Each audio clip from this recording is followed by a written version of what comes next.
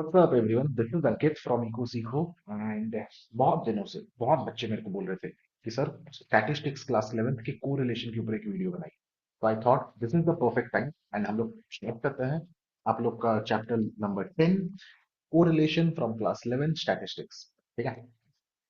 सो बहुत बार हमारी mummy and हमारे टीचर इंक्लूडिंग मी, हम सब आपको डांटते हैं कि पढ़ लो, अच्छे मार्क्स आ जाएंगे, नहीं पढ़ोगे तो फेल हो जाओगे, बर्तन मांजोगे। ठीक है। तो ये जो स्टेटमेंट हमको बोला जाता है, ये स्टेटमेंट में देखिए दो चीजों के बारे में बोला गया है कि पढ़ लो, अच्छा मार्क्स आ जाएगा, नहीं पढ़ोगे तो अच्छा मार्क्स नहीं आएगा। तो ये जो पढ़ाई एंड अच्छा मार्क्स, ठीक है, ये दो चीजों के बीच में अगर कुछ रिलेशन है तो बच्चा कोरिलेशन हमको यही चीज सिखाने में हेल्प करेगा। ठीक है। सो कोरिलेशन में ये जो वर्ड को है उसका मतलब होता है दो, एंड रिलेशन का मतलब होता है दोनों के बीच में रिश्ता। ठीक है। सो पढ़ाई एंड अच्छे मार्क के बीच में अगर हम रिश्ता को निकालना चाहते हैं, उसको मैथमेटिकली एक वैल्यू देना चाहते हैं, तो ये पूरे पढ़ाई को हम बोलते हैं कोरिलेशन। ठीक है। सो कोरिलेशन का एक प्रॉपर डेफिनेशन की तरफ अगर हम आए, कोरिलेशन है क्या सर? कोरिलेशन आपके दो अलग अलग वेरिएबल्स के बीच में अगर कुछ रिलेशन है, ये उसी के बारे में बात करता है। ठीक है। मूव करते हैं कि सर दो चीजों के बीच में कोरिलेशन क्यों हो सकता है। सो बच्चा, दो चीजों के बीच में अगर कोरिलेशन एग्जिस्ट करता है, ये तीन कारणों की वजह से एग्जिस्ट करता है। ठीक है। सबसे पहला, ये जो दो अलग अलग चीजें हैं जिनके बीच में हम कोरिलेशन निकालने का कोशिश कर रहे हैं, ऐसा हो सकता है कि वो किसी थर्ड वेरिएबल के वजह से इन्फ्लुएंस हो। ठीक है। अब हमारे मन में ये सवाल आ रहा है कि ये थर्ड वेरिएबल है क्या, और ये दो अलग अलग चीजों को कैसे इन्फ्लुएंस कर सकता है। ठीक है। तो अगर मैं आपसे बात करूं कि the prediction of mango and the production of apple। ठीक है। अगर मैंगो का प्रोडक्शन बढ़ता है तो एप्पल का प्रोडक्शन भी बढ़ता है। क्या ये दोनों एक दूसरे से डायरेक्टली कोरिलेटेड है? The answer is no. ये दोनों एक तीसरे वेरिएबल दैट इज मॉनसून की वजह से रिलेटेड है। ठीक है। सो अगर मॉनसून अच्छा होता है तो मैंगो का प्रोडक्शन भी बढ़ेगा, एप्पल का प्रोडक्शन भी बढ़ेगा, and this is the third variable. So दो अलग अलग चीजें, that is the production of mango, production of apple, ये दोनों एक दूसरे से कोरिलेटेड है। किस कारण की वजह से? एक तीसरे वेरिएबल के कारण की वजह से। ठीक है। दूसरा कारण ये हो सकता है कि अगर दो अलग अलग वेरिएबल्स के बीच में कोरिलेशन है, ऐसा हो सकता है कि दोनों के बीच में एक म्यूचुअल डिपेंडेंस हो। ठीक है। म्यूचुअल मतलब आपसी। ठीक है। डिपेंडेंस मतलब आप किसके ऊपर डिपेंड कर रहे हो, आप किसके ऊपर निर्भर कर रहे हो। ठीक है।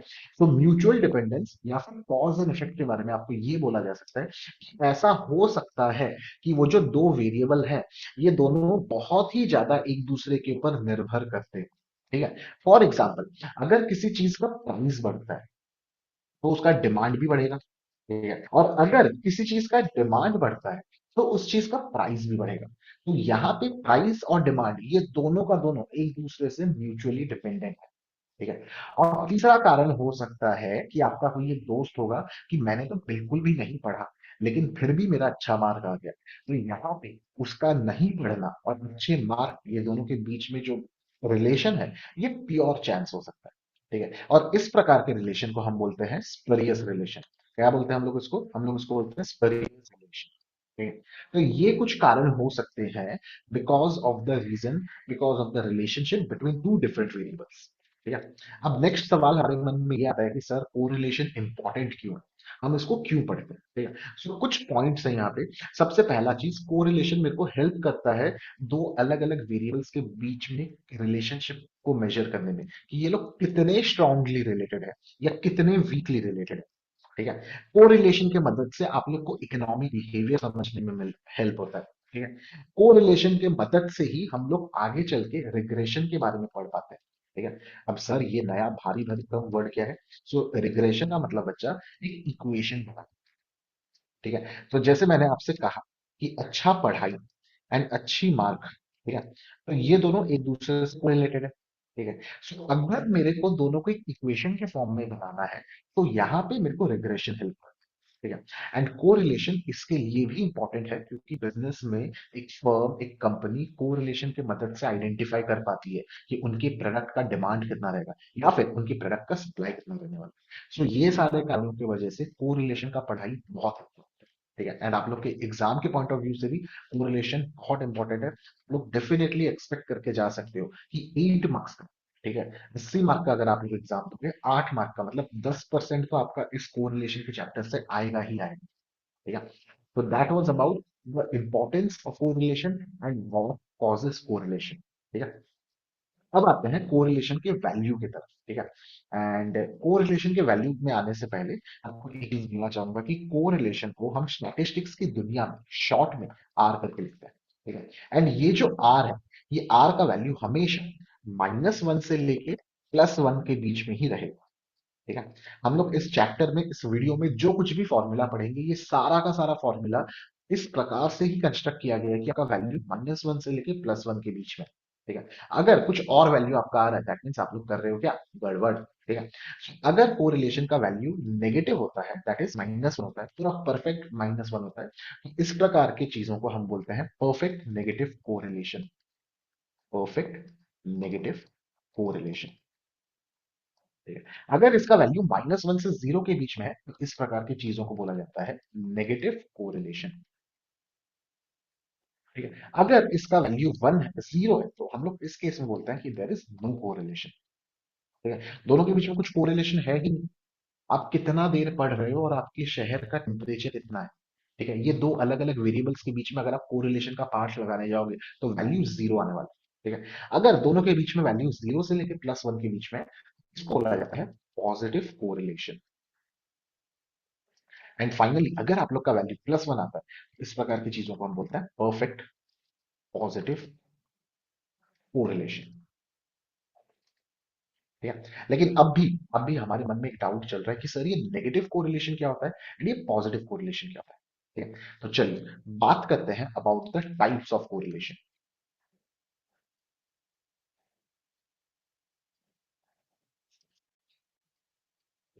तो सबसे पहला टाइप हो जाता है आप लोग का positive correlation. So what is a positive correlation? Positive correlation का यही मतलब है कि अगर दोनों ही वेरिएबल सेम डायरेक्शन में मूव करता है, इस प्रकार की चीजों को पॉजिटिव कोरिलेशन बोला जाता है। फॉर एग्जाम्पल, अगर आप ज्यादा अच्छे से पढ़ाई करोगे तो आपका मार्क्स भी अच्छा आएगा। अगर आप पढ़ाई नहीं करोगे तो आपका मार्क्स भी नहीं आएगा। तो यहाँ पे ये जो दो अलग अलग वेरिएबल्स हैं, आपका पढ़ाई एंड आपकी मार्क्स, ये दोनों सेम डायरेक्शन में मूव करते हैं। सो पढ़ाई और मार्क्स के बीच में किस टाइप का रिलेशनशिप है? ये एक पॉजिटिव कोरिलेशन है। तो अगर आप इसको स्टैटिस्टिकली कैलकुलेट करने जाओगे, ये हमेशा पॉजिटिव वैल्यू आना चाहिए। ठीक है। फिर दूसरा होता है negative correlation.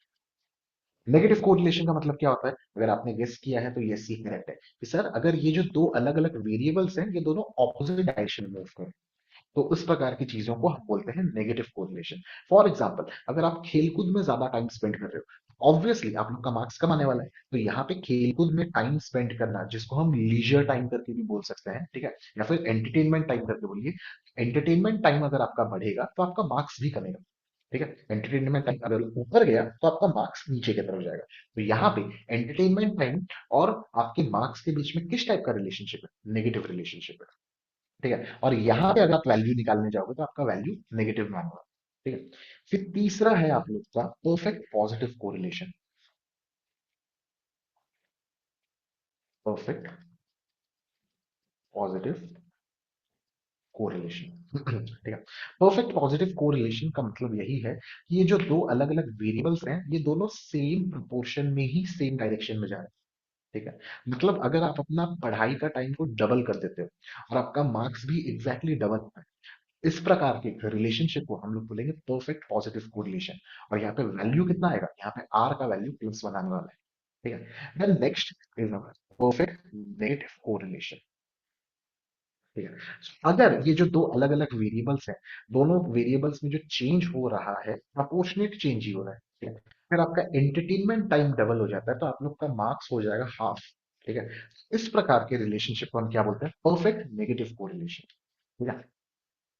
Then we already know what is a zero correlation, तो उसको अलग से हम लोग डिस्कस नहीं करने वाले। Then let's talk about linear correlation. Sir linear correlation क्या होता है? लीनियर कोरिलेशन का मतलब बच्चा यही होता है कि जब कभी भी ये जो दो अलग अलग वेरिएबल्स हैं, ये लोग सेम प्रपोर्शन में चेंज हो रहे हैं। ठीक है। सेम प्रपोर्शन का मतलब, let's say you have two variables X and Y. ठीक है। जब एक्स 1 था, वाई भी 1 था। जब एक्स 10 हो गया तो वाई 2 हुआ। जब एक्स 20 हो गया तो वाई 3 हो गया। ठीक है। इसको 20 नहीं लेते हैं, काम करते हैं, इसको 19 लेते हैं। जब x आपका 28 हो गया तो ये 4 हो गया। ठीक है, तो यहाँ पे एक चीज देखिए, x कितना बढ़ रहा है 9, लेकिन y कितना बढ़ रहा है ओनली 1। फिर से x कितना बढ़ा 9, y कितना बढ़ रहा है +1। फिर से x कितना बढ़ रहा है 9 और y कितना बढ़ रहा है +1। तो यहाँ पे x और y सेम रेशियो में ही हमेशा चेंज हो रहा है, और आपको जिस प्रकार का कोरिलेशन मिलेगा वो लीनियर कोरिलेशन होगा। ठीक है सर, इसके वैल्यू के बारे में आप कुछ बोल सकते हैं क्या? नहीं, इसके वैल्यू के बारे में कुछ नहीं बोला जा सकता। ये प्लस में भी आ सकता है, ये माइनस में भी आ सकता है, ये +1 भी हो सकता है, ये -1 भी हो सकता है। लेकिन इंपॉर्टेंट क्या है कि जब कभी भी लीनियर कोरिलेशन के केस में ये डेटा को अगर मैं ग्राफ में प्लॉट करूंगा, मेरे को जो लाइन मिलेगा वो एक लीनियर लाइन है। ठीक है, एंड इस लीनियर लाइन या फिर स्ट्रेट लाइन की वजह से ही इस प्रकार के कोरिलेशन को हम लीनियर कोरिलेशन बोलते हैं। ठीक है, and finally the last one is non linear correlation. ठीक है, नॉन लीनियर कोरिलेशन, या फिर आप इसको कर्वी लीनियर भी बोल सकते हैं, कर्वीलिनियर कोरिलेशन। ठीक है, और sir non linear correlation linear correlation से डिफरेंट क्यों है?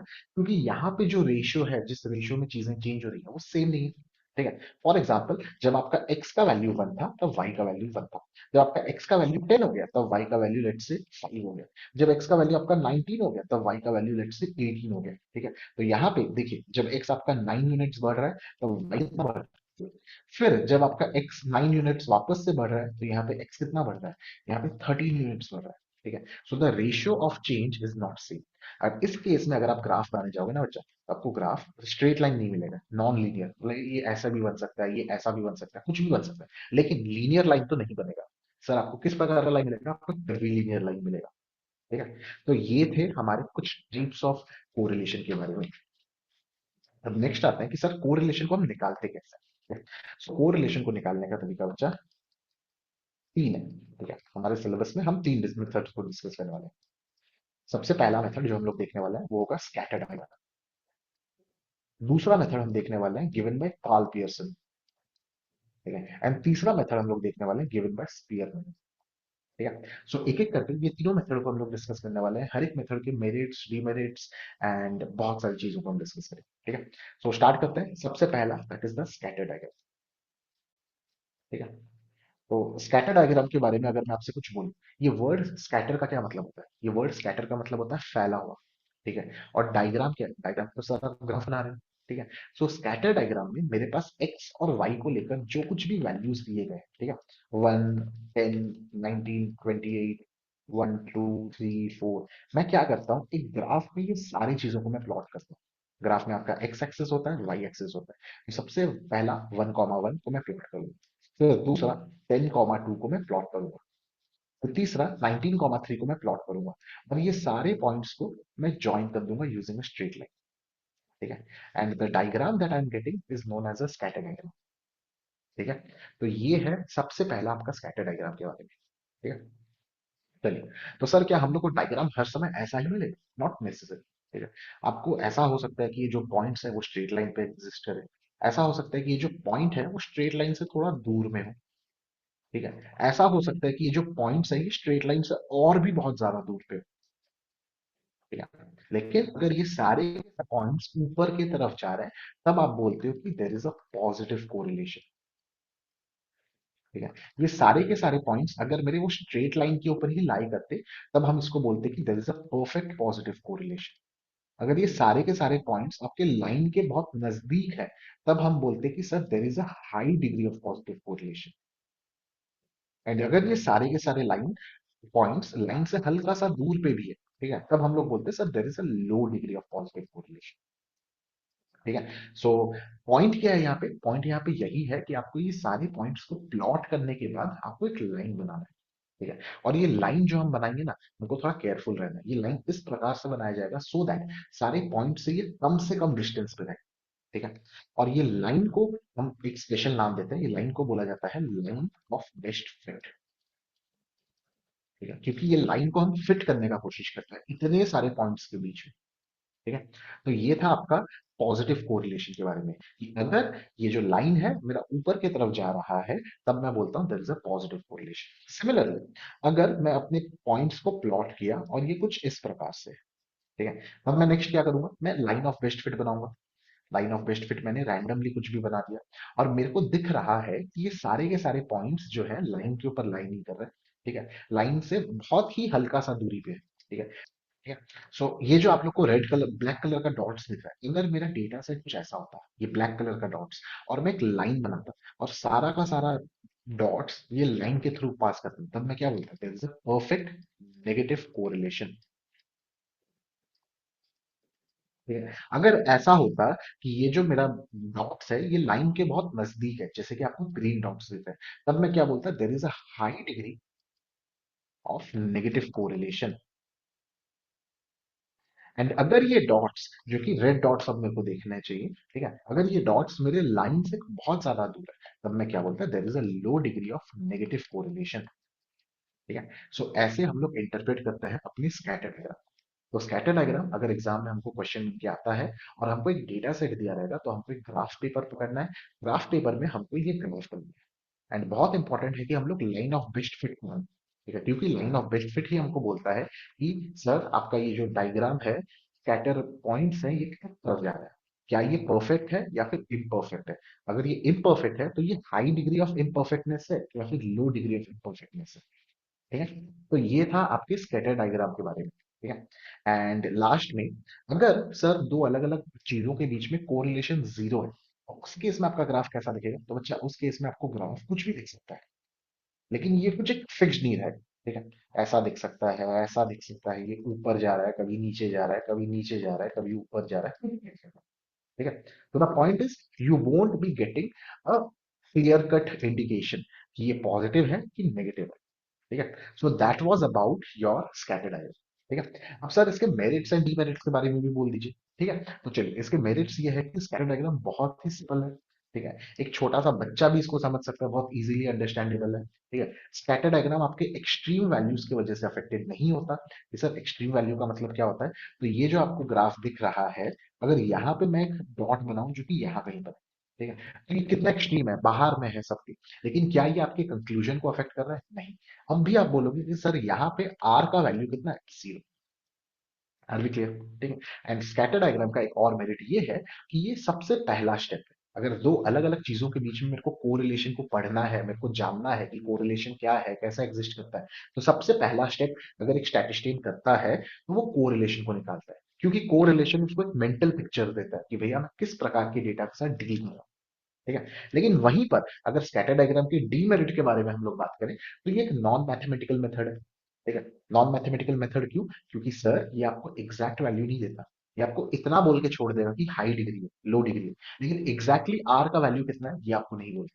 ठीक है, दूसरा इसका डिमेरिट ये है कि एक रफ मेजर, ठीक है, ये आपको एक मेंटल पिक्चर ही प्रोवाइड कर रहा है। ठीक है, ये एक बहुत ही रफ मेजर है। ठीक है, किसी के हिसाब से अगर कोई चीज लो डिग्री ऑफ नेगेटिव कोरिलेशन है, तो किसी और स्टैटिस्टियन के हिसाब से वो चीज high degree of negative correlation होगा। ठीक है, तो एक रफ मेजर।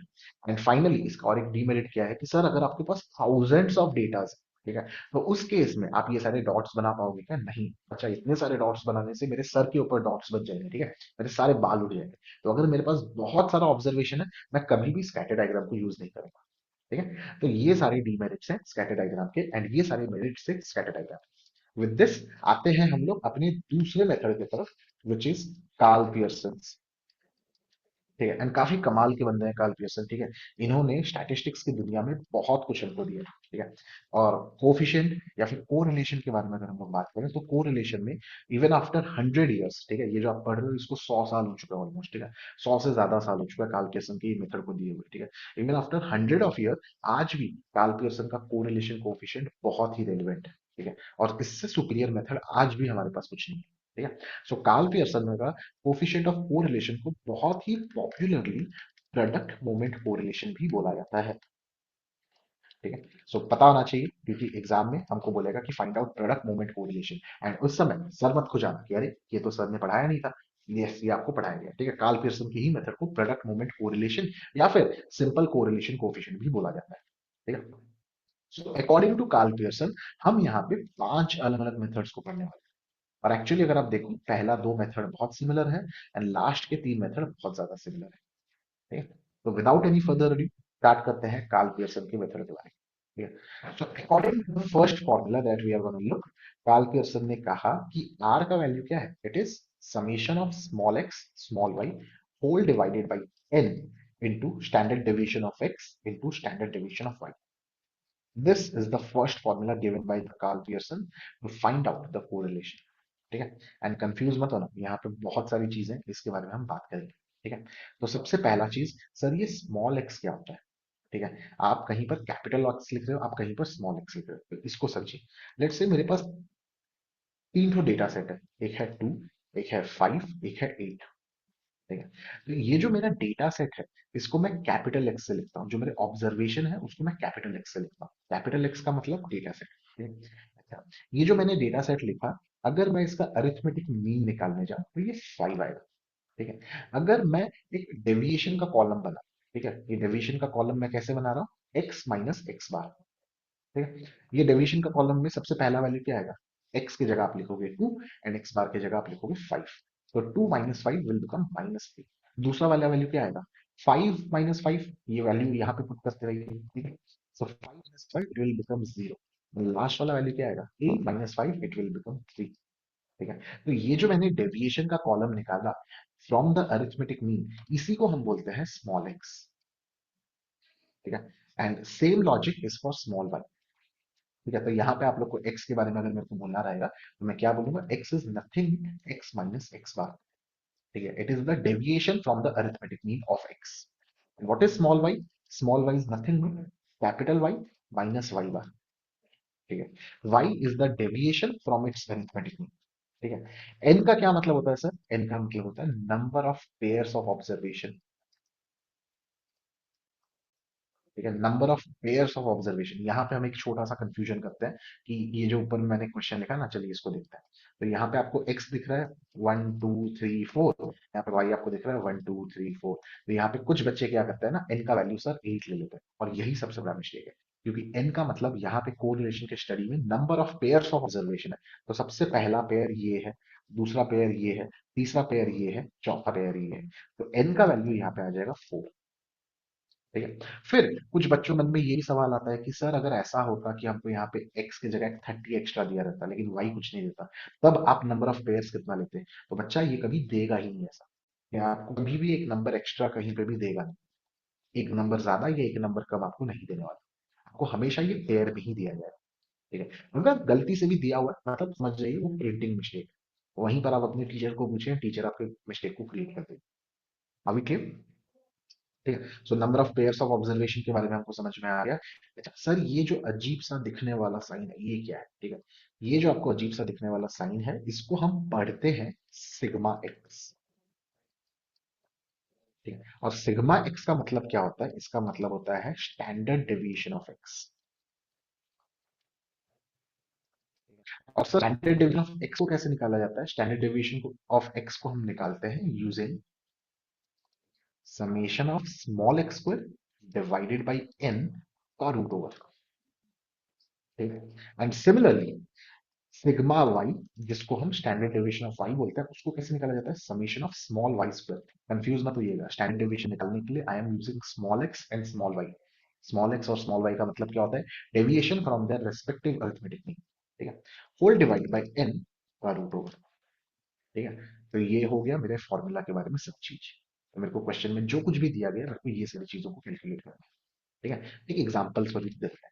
तो लेट्स से अगर मेरे को x दिया रहता 1 2 3 और मेरे को y दिया रहता 2 6 एंड 10, और मेरे को बोला गया कि x और y के बीच में कोरिलेशन निकालो using the first method discussed by the Karl Pearson. ठीक है। तो सबसे पहला चीज मेरे को क्या करना है, ये जो कुछ भी डेटा सेट दिया हुआ है मेरे को x बार निकालना है। x बार यहाँ पे आ जाएगा 2।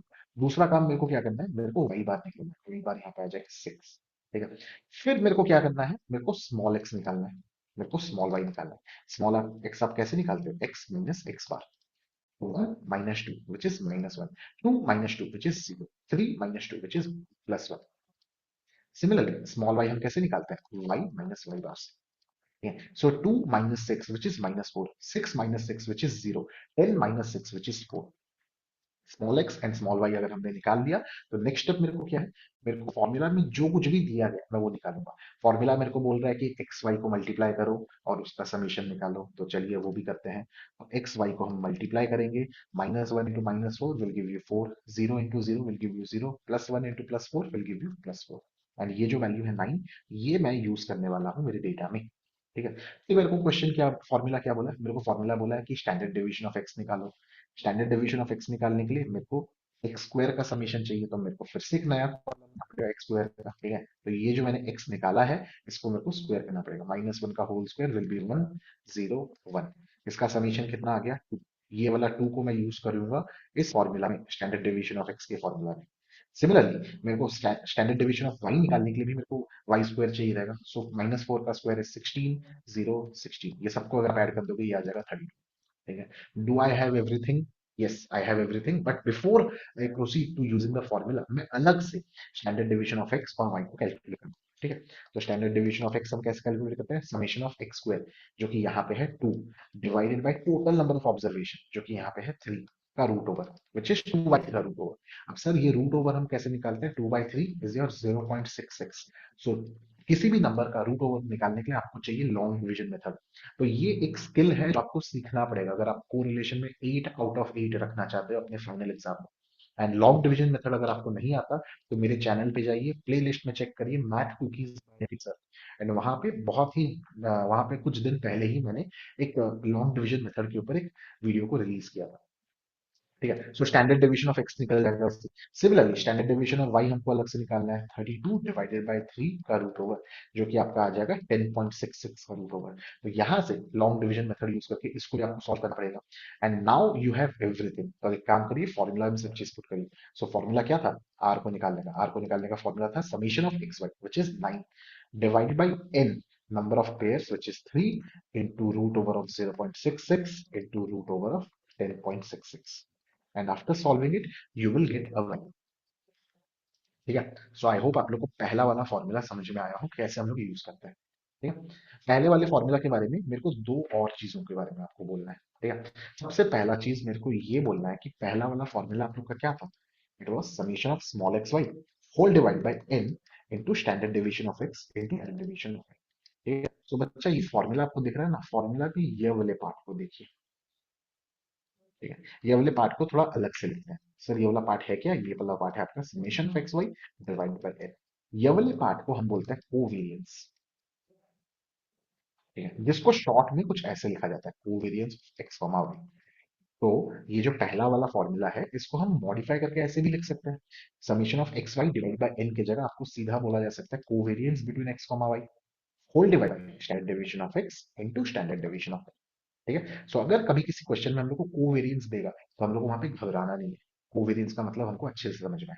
ठीक है, दूसरा इंपॉर्टेंट चीज अबाउट दिस फॉर्मूला इज अगर मेरे को कभी भी वेरिएंस दिया हुआ रहेगा, ठीक है, और मेरे को स्टैंडर्ड डेविएशन ऑफ एक्स जानना है, तो याद रखिए जब कभी भी आपको वेरिएंस दिया हुआ रहेगा उसको अगर आप रूट ओवर करोगे तब आपको स्टैंडर्ड डेविएशन ऑफ एक्स मिलेगा। And do not gate confused, variance and covariance same नहीं है, ये दो अलग अलग चीज है। ठीक है, तो कितनी बार क्वेश्चन में हमको वेरिएंस ऑफ एक्स दिया हुआ है, ठीक है, क्वेश्चन में हमको बोला रहेगा the variance of X is 25, वहां से आपको समझ में आना चाहिए standard deviation of X is 5, वो 25 का रूट होगा। And using the same logic standard deviation of Y is variance of Y का रूट होगा। ठीक है, तो ये था आप लोग के फर्स्ट वाले फॉर्मूला के बारे में। आई होप आप लोग को ये पूरे अच्छे से समझ में आया हो। ठीक है, क्योंकि अब हम मूव करने वाले हैं सेकेंड वाला फॉर्मूला। ठीक है, so second formula given by Karl Pearson जिसको हम बोलने वाले हैं एक्चुअल मेथड।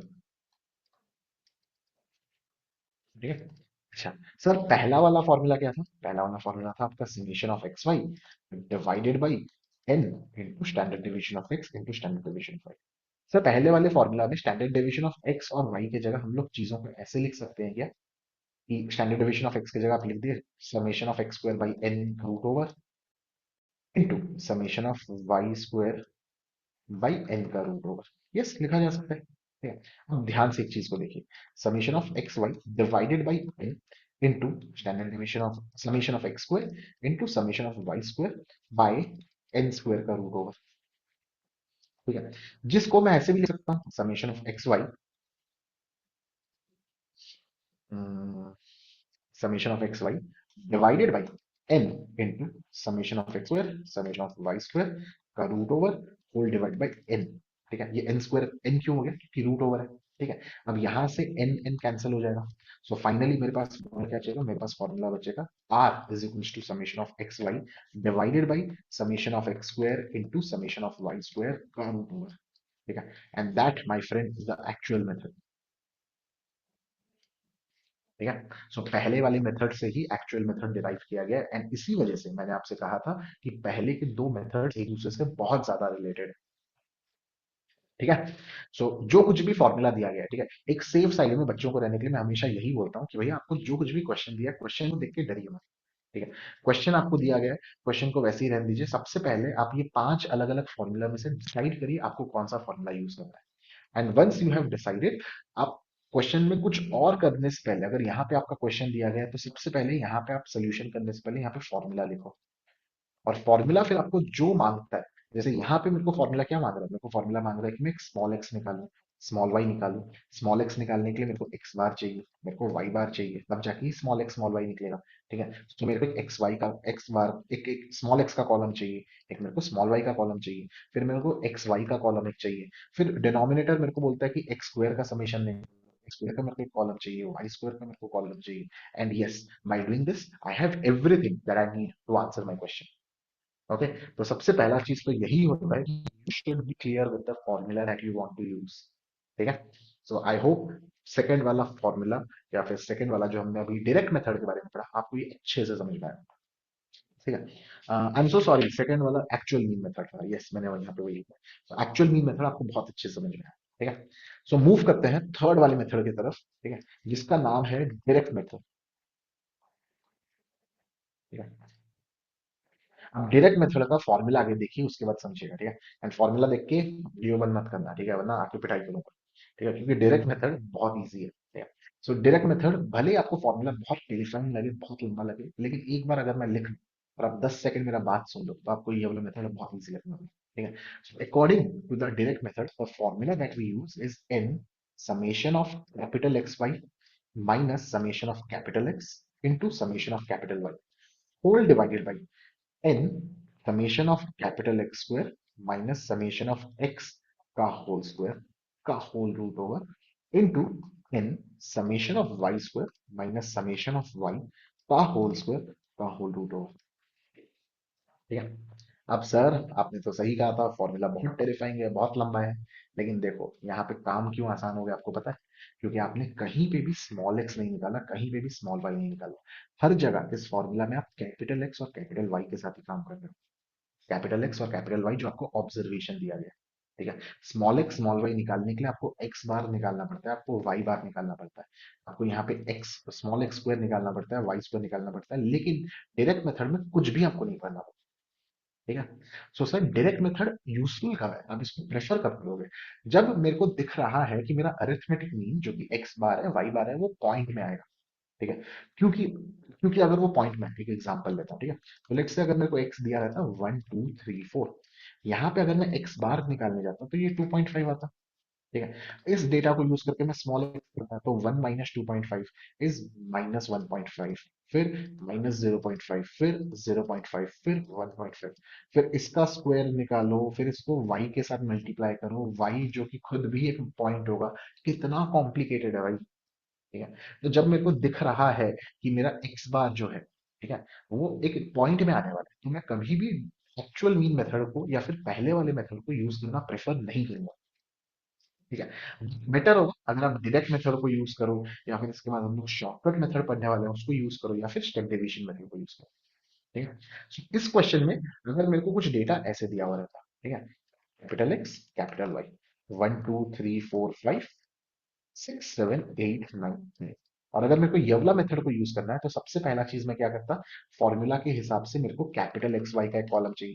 तो 1 times 6 is 6, 2 times 7 is 14, 3 times 8 is 24, 4 times 9 is 36, 5 times 10 is 50, और ये सबको मैं निकालता। फिर मैं क्या करता, मेरे को फॉर्मूला के हिसाब से समेशन ऑफ एक्स चाहिए, तो मैं ये एक्स के कॉलम का समेशन निकालता। फिर मेरे को फॉर्मूला बोल रहा है मेरे को समीशन ऑफ वाई चाहिए, तो मैं ये वाई का कॉलम का समीशन निकालता। फिर फॉर्मूला मेरे को बोल रहा है कि सर एक्स स्क्वायर का समीशन निकालिए। ठीक है, number of pairs of elements तो मेरे को दिख ही रहा है, पांच है, एक दो तीन चार पांच। ठीक है, तो समेशन ऑफ एक्स स्क्वायर में निकालता, तो वन का स्क्वायर इज वन, टू का square is four, nine, 16, 25।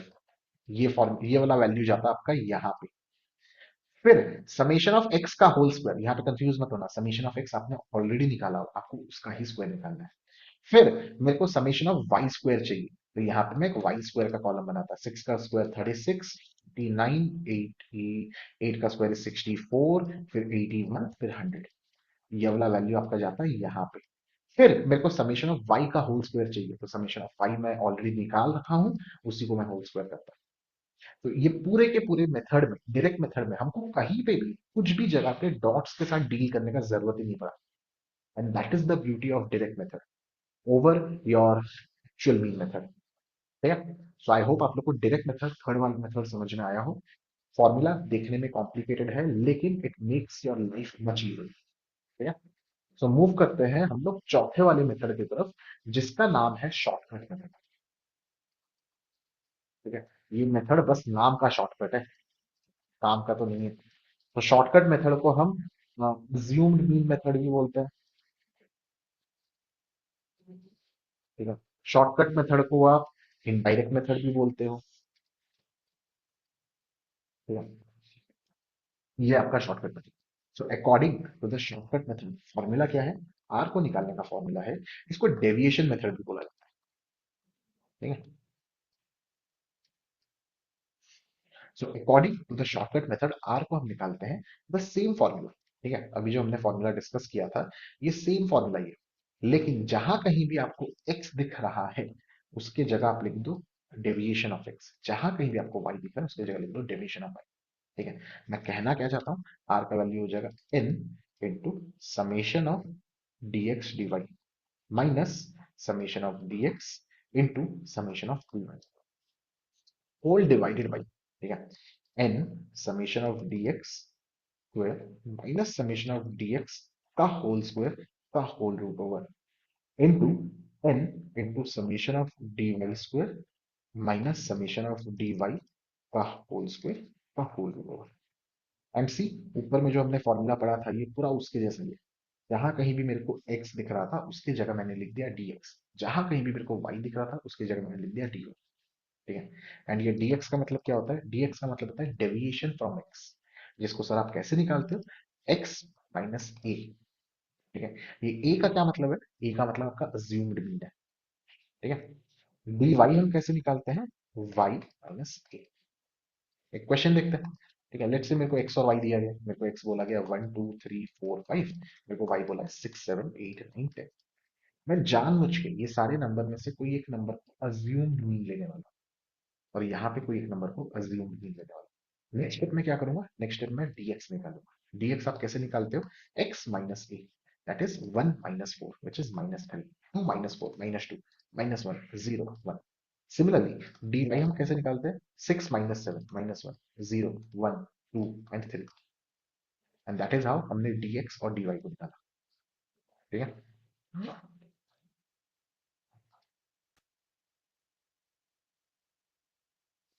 so once we are done with the d and dy, you know हमको फॉर्मूला क्या मांग रहा है, फॉर्मूला जो कुछ भी हमको मांगेगा हम एग्जैक्टली वही चीज निकाल के आएंगे। ठीक है, so that is how we solve using the shortcut method, या फिर जिसको अज्यूम मीन मेथड भी आप बोलते हो, या फिर इनडायरेक्ट मेथड भी बोलते हो, या फिर एक डेविएशन मेथड भी बोलते हैं। ठीक है, and moving to the last method under Karl Pearson, that is your step deviation method. ठीक है, एंड स्टेप डेविएशन मेथड में बच्चा आपको क्या करना है, वही जो तीसरा वाला फॉर्मूला है, वही चीज को सेम करना है। हमने तीसरे वाले फॉर्मूला में हम x लिख रहे हैं, तीसरे वाले फॉर्मूला में हम y लिख रहे हैं। ठीक है, capital x and capital y, जहाँ पे कैपिटल एक्स का मतलब आपका ऑब्जर्वेशन होता है, कैपिटल वाई का मतलब भी आपका ऑब्जर्वेशन होता है। ठीक है, हम फोर्थ वाले मेथड में, जो कि अज्यूम्ड मीन मेथड था, वहां पे एक्स को हमने लिखा dx, वाई को हमने लिखा dy। फिफ्थ वाले मेथड में, जो कि स्टेप डेविएशन मेथड है, यहाँ पे dx के जगह हम लिखने वाले हैं dx डैश, एंड dy के जगह में हम लिखने वाले हैं dy डैश। फॉर्मूला का format exactly same to same वैसा ही रहने वाला है, बस एक नया नाम, एक नया रूप ठीक है। सो सर ये dx डैश और dy डैश का मतलब क्या है?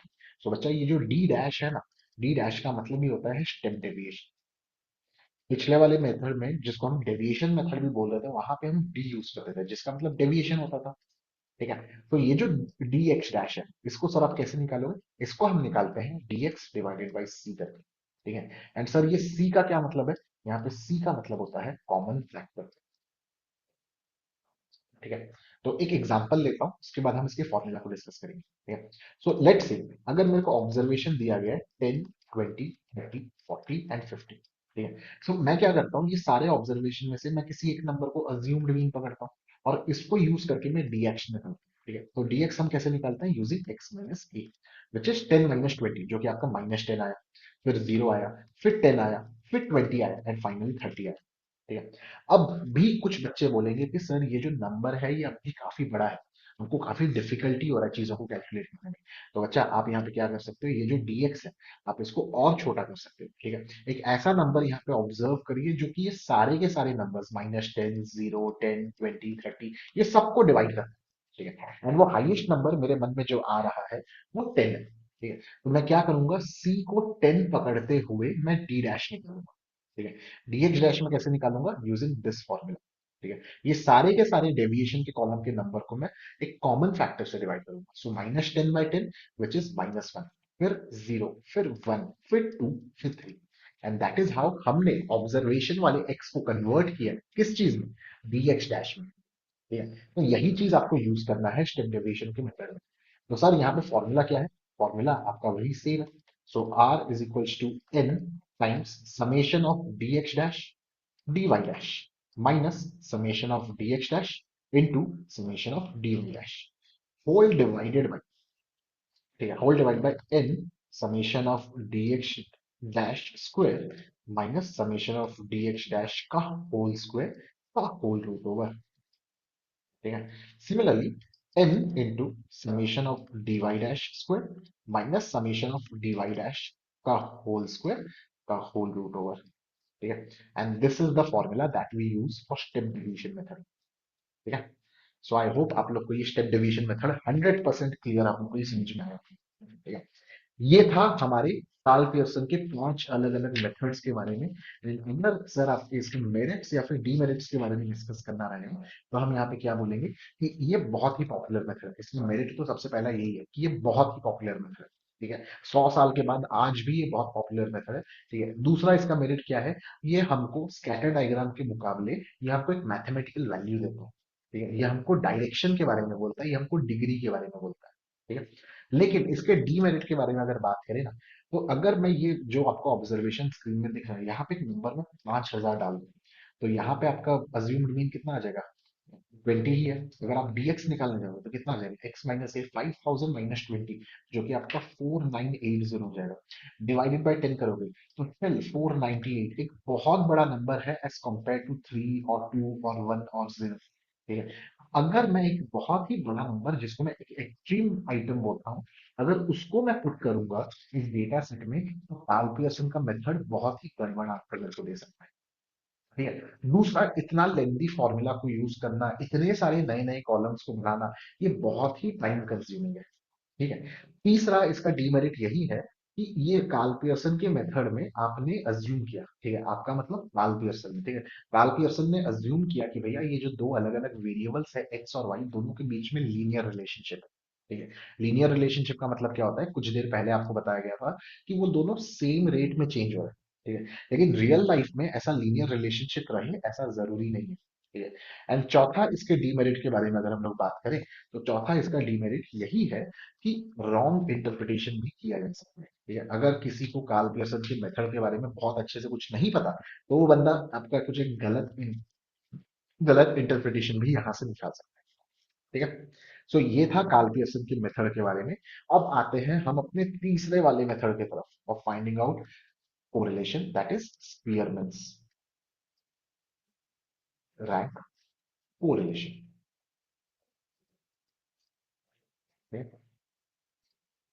सो स्पीयरमैन रैंक कोरिलेशन को हम शॉर्ट में आर के करके लिखते हैं। ठीक है। एंड एक बहुत ही सिंपल सा मेथड है वो, जिसमें फॉर्मूला यूज किया जाता है 1 - 6 summation of d square divided by n cube minus n. ठीक है, ये फॉर्मूला हम यूज करते हैं। अब सर यहाँ पे डी का मतलब क्या है, एन का मतलब क्या है, तो चलो ये सब चीज को फिगर आउट करते हैं। ठीक है, तो लेट्स से किसी एक बच्चे का मेरे पास दो अलग अलग सब्जेक्ट्स में पिछले 5 अलग अलग टेस्ट्स में कितना स्कोर है मेरे को दिख रहा है। ठीक है, आपका लेट्स से आपका टेस्ट हुआ था एक इकोनॉमिक्स के ऊपर एंड आपका टेस्ट हुआ था मैथ के ऊपर। ठीक है, तो किसी एक बच्चे का इकोनॉमिक्स के लास्ट टेस्ट में आउट ऑफ 50 आया है 40 एंड यहाँ पे आया है 30। ठीक है, फिर उसके पिछले वाले टेस्ट में इस बच्चे का इस टेस्ट में आया था 35 और यहाँ पे आया था लेट्स से 45। उसके पिछले वाले टेस्ट में ये बच्चे का आया था 30 और यहाँ पे आया था लेट्स से 50। उसके पिछले वाले टेस्ट में हमको यहाँ पे दिख रहा है उस बच्चे का आया था 42 एंड ये वाले बच्चे का आया था लेट्स से 42 एज वेल। ठीक है, उसके पिछले वाले टेस्ट में ये वाले बच्चे का स्कोर था लेट्स से 45 एंड ये वाले बच्चे का स्कोर था लेट्स से 32। तो ये सब डेटा मेरे को दिया गया है और मेरे को बोला गया है कि स्पीयरमैन के मेथड को यूज करते हुए दोनों के बीच में रैंक कोरिलेशन निकालना। ठीक है, सो रैंक कोरिलेशन निकालने से पहले मेरे को क्या करना है, ये जो इकोनॉमिक्स में इतने सारे स्कोर्स हैं, ये सारे स्कोर्स को मेरे को एक रैंक देना है। ठीक है, और मैं किससे स्टार्ट करता हूँ, सबसे हाईएस्ट वाला मार्क्स से। सबसे हाईएस्ट वाले को मैं दूंगा रैंक 1। ठीक है, फिर 45 के बाद हाईएस्ट है 42, जिसको दिया जाएगा रैंक 2। फिर 40 रैंक 3। फिर 35 रैंक 4। फिर 30 रैंक 5। सिमिलरली मैथ्स को भी हम लोग रैंक करेंगे। मैथ्स में सबसे हाईएस्ट है 50 रैंक 1। फिर 45 रैंक 2। फिर 42 रैंक 3। फिर 32 रैंक 4। फिर 30 रैंक 5। फिर मैं क्या करने वाला हूँ, मैं ये दोनों रैंक्स के बीच में डिफरेंस निकालूंगा और इस वन को मैं नाम दूंगा डी। ठीक है, तो डिफरेंस कैसे निकलेगा, 3 - 2 विच इज -2। 4 - 2 which is 2। 5 - 1 4। 2 - 3 - 1 1 - 4 -3। अब मैं क्या करूंगा, अब मैं फॉर्मूला की तरफ नजर डालूंगा और फॉर्मूला तो मेरे को बोल रहा है डी स्क्वायर निकालो, इसका समेशन निकालो। सो मेरे को ये डिफरेंस जो रैंक का है उसका स्क्वायर निकालना है। सो -2 का स्क्वायर विल बिकम 4। 4 16 1 9 एंड ये सबको अगर मैं ऐड कर दूंगा तो मेरे को जो भी वैल्यू मिलेगा उसी वैल्यू को मैं यहाँ पे पुट करने वाला हूँ। ठीक है, सो आई होप आप लोग को समेशन ऑफ डी स्क्वायर का मतलब समझ में आया हो। डी का मतलब है difference of rank. D square का मतलब the square of difference of rank and summation of d square का मतलब है summation of the squares of the difference of rank. ठीक है, सर यहाँ पे एन का क्या मतलब है, एन का मतलब है total number of pairs of observation. तो कितने पेयर्स हैं, एक, दो, तीन, चार और पांच, और सेम लॉजिक। ठीक है, so that is how we find out Spearman's rank correlation. काफी इजी मेथड है। ठीक है, लेकिन अगर आपको डेटा कुछ ऐसा दिया हुआ होगा, ठीक है, मेरे को दिया गया इकोनॉमिक्स का स्कोर 40 35 40 42 45 और मेरे को मैथ्स का स्कोर दिया गया है लेट्स से कितना है ये 30 30 30 42 एंड 20। और अब मेरे को बोला है कि भैया रैंक कोरिलेशन निकालो। अगर अब मैं रैंक पुट करने जाऊंगा, रैंक ऑफ इकोनॉमिक्स सबसे हाईएस्ट स्कोर 45 दे दिया हम लोग रैंक 1। फिर 42 दे दिया हम लोग रैंक 2। फिर 40 एंड 40, सर यहाँ पे किसको हम लोग रैंक 3 दे और किसको हम लोग रैंक 4 दे। ठीक है, तो ये जो आपको सिनेरियो दिख रहा है ना बच्चा, इस सिनेरियो को बोला जाता है टाइड रैंक्स। ठीक है, सो टाइड रैंक्स में ये जो 40 40 मेरे को सेम दिख रहा है, मैं कौन से दो रैंक्स को लेकर कंफ्यूज हूँ, मैं 3 और 4 को लेकर कंफ्यूज हूँ। तो मैं एक काम करूंगा, 3 और 4 का मैं एवरेज निकाल दूंगा। 3 और 4 का एवरेज आता है 3.5 और ये दोनों को मैं 3.5 3.5 दूंगा। ठीक है, आई वॉज कंफ्यूज विथ 40 और दोनों को मैं 3.5 3.5 दिया। ठीक है, सो कौन सा दो रैंक का काम खत्म हो गया, 3 और 4 का खत्म हो गया। फिर नेक्स्ट मैं इसको दूंगा रैंक 5। ठीक है, गलती से 4 मत दे देना, बहुत बच्चे 4 देते हैं। जब मैंने एवरेज निकाला मैंने 3 और 4 दोनों को यूज कर लिया। सिमिलरली अगर मैं मैथ्स का रैंक निकालने जाऊं तो यहाँ पे सबसे हाईएस्ट है 42, इसको दिया जाएगा रैंक 1।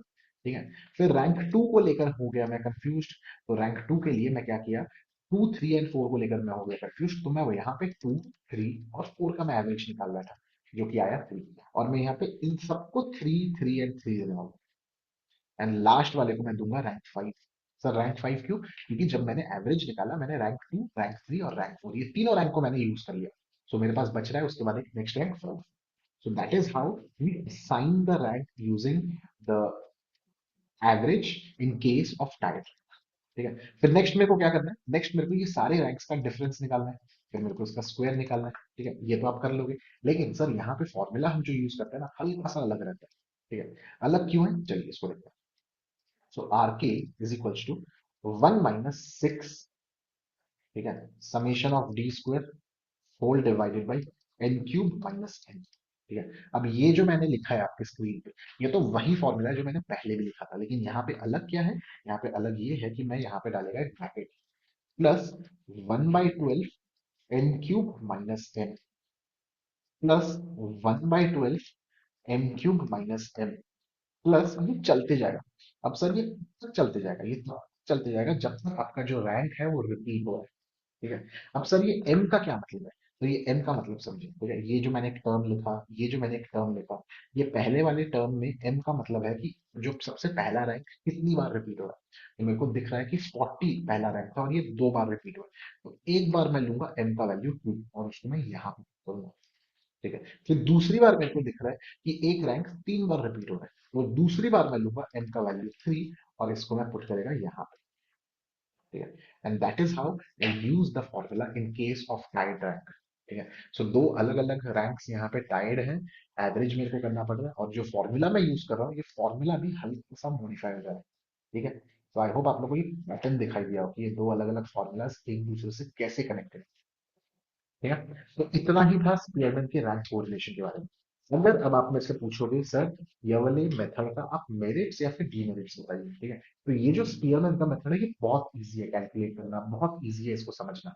ठीक है, इसको निकालने में भी आपको ज्यादा एफर्ट ज्यादा टाइम नहीं लगता। ठीक है, यह वाला क्वालिटेटिव ही है क्वांटिटेटिव ही है, ये भी आपको एक वैल्यू देता है। ठीक है, लेकिन इसके अगर डीमेरिट्स के बारे में बात करें ना, अगर आपके पास एक बाइवेरिएट फ्रीक्वेंसी डिस्ट्रीब्यूशन है, ठीक है, बाइवेरिएट फ्रीक्वेंसी डिस्ट्रीब्यूशन मतलब हर एक डेटा को लेकर मेरे पास दो अलग अलग इंफॉर्मेशन, तो वहां पे ये वाले मेथड को हम यूज नहीं कर सकते। ठीक है, फिर दूसरा चीज, अगर मेरे पास बहुत सारे ऑब्जर्वेशन है तब भी स्पीयरमैन के मेथड को यूज करना बहुत मुश्किल होगा। ठीक है, एंड तीसरा और सबसे इंपॉर्टेंट डीमेरिट स्पीयरमैन के इस मेथड का इज दैट ये वाला मेथड स्टैटिस्टिकली इसमें बहुत फर्क है। ठीक है, ये इतना प्रिसाइज मेरे को इंफॉर्मेशन नहीं देता, इतना प्रिसाइज मेरे को आंसर नहीं देता जितना मेरे को कैलकुलेशन की मेथड देते थे। ठीक है, तो यही थे हमारे स्पीयरमैन के रैंक कोरिलेशन के बारे में कुछ मेरिट्स एंड कुछ डीमेरिट्स। ठीक है, एंड इतना ही मेरे को आपके साथ डिस्कस करना था about our chapter number 10, that is the measures of correlation. ठीक है, सो आई होप आप लोग को ये समझ में आया हो, बिकॉज बहुत जल्दी मैं लेकर आने वाला हूँ कॉन्टेक्स्ट नंबर के ऊपर एक video. And lastly let me put on my YouTuber cap and tell you कि अगर आप लोग को ये वीडियो पसंद आया तो अपने दोस्तों के साथ इसको शेयर करिए, वीडियो को लाइक करिए and please please please comment करिए। ठीक है, कमेंट करके मेरे को बताइए कि what you liked about the video and what you didn't like about the video. Fine, next video में और बेटर करके आऊंगा। ठीक है, so that's all for now, thank you so much everyone, have a good day.